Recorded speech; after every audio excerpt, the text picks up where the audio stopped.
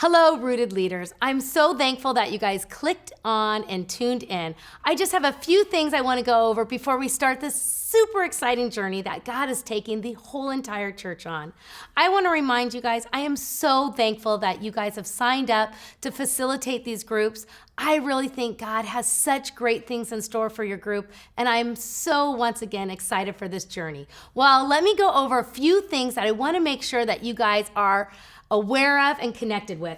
First of all, make sure you guys have your Rooted Facilitators Guide, and know that if there's anything that you don't understand, reach out to me through text. I'll be happy to answer those questions right away. Well, I want to let you guys know, and I want to remind you that this Rooted journey is an opportunity for you to facilitate a group.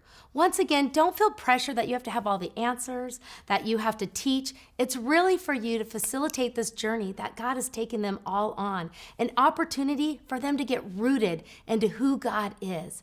So feel okay when there's times of silence, when there's times of questioning. We really want it to be an opportunity for people to share their questions, for them to share their thoughts, and to really have an opportunity not to feel threatened and to see where God has them on this journey. So make sure that you feel comfortable with that and that you feel an opportunity to really have them share their questions and you too share your questions.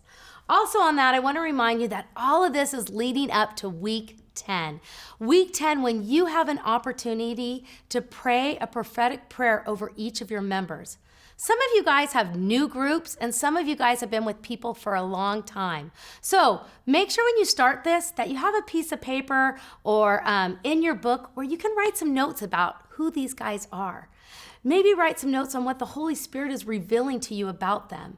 So when week 10 comes, you will know the journey that God has them on.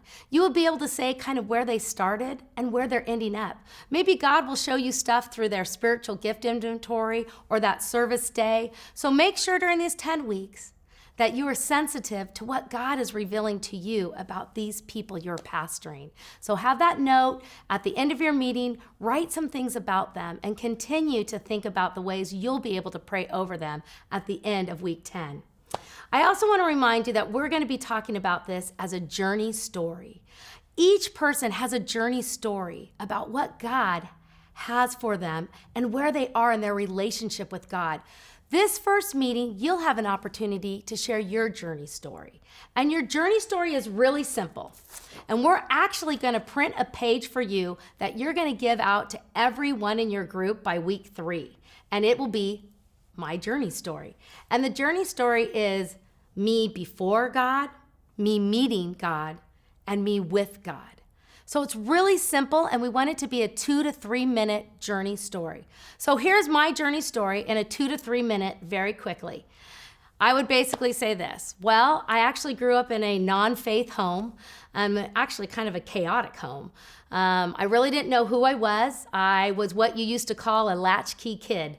I came home to an empty house. I was around nobody. And in fact, I have a learning disability. And I grew up really thinking a lot of bad thoughts about myself. I grew up thinking I was dumb. I hardly talked to anybody. I hardly spoke in front of anybody. I was actually a really quiet, lonely child. And I was really confused about things. In fact, when I began to first hear about God, I really thought of God as like a butler. I thought like you just say what you wanted and he was supposed to give it to you. And then I was really mad when he didn't give it to me. I don't understand. I asked for an A on the test and I got a D. I asked to not have dyslexia anymore, and I still had it. I was really frustrated with who I thought God was. And I was really frustrated with myself. I really had no self-esteem at all. And I was just really struggling. And because of that, I was really attracted to the wrong people. I was in a party scene. I was in a drinking scene.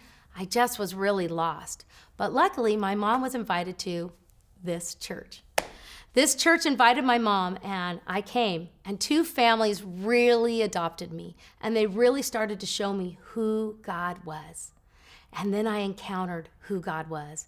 Up at camp, I learned about a God who thought of me as his holy priesthood, a God who thought of me as a masterpiece. I was blown away. I encountered a Father who wanted to know me and loved me. And I began to encounter, it wasn't just one experience, it was experience after experience. And because of that, I began this journey with God, and it has been life-changing.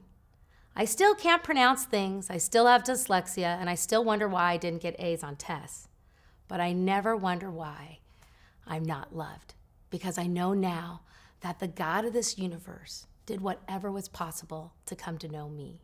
So now I'm on that journey with God, and it's been amazing. I have troubles, I have good times, I have amazing times when God reveals himself.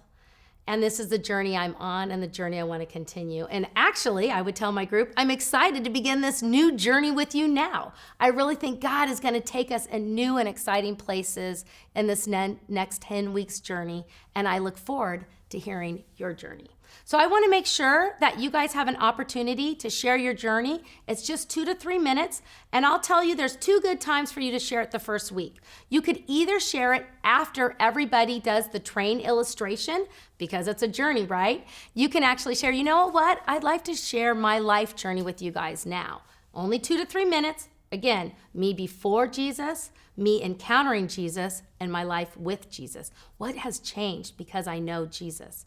Then you'll tell them, hey, over the next 10 weeks, I'm excited to get to hear your journey. So throughout this time, I really feel like God is going to show you where you're at, where he's taking you, and we look forward to hearing that.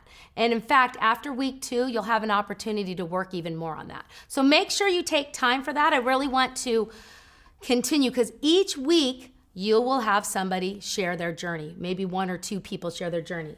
The second thing I really want you to take note of is after you share the covenant on page 15, you want to have everybody on page 14 have a moment to write where they're at right now. Where they're at right now.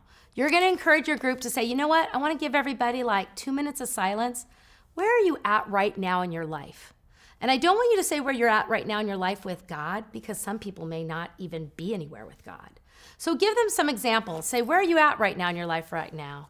Are you in a job that you don't like?